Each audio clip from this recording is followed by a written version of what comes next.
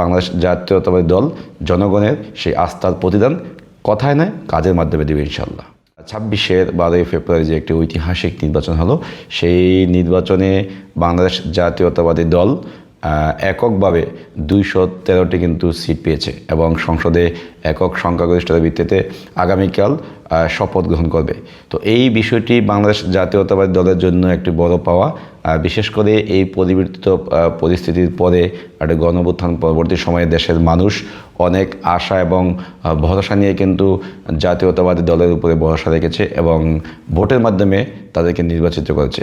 তো এই বিষয়টি আসলে অনেকটা পজিটিভভাবে দেখব।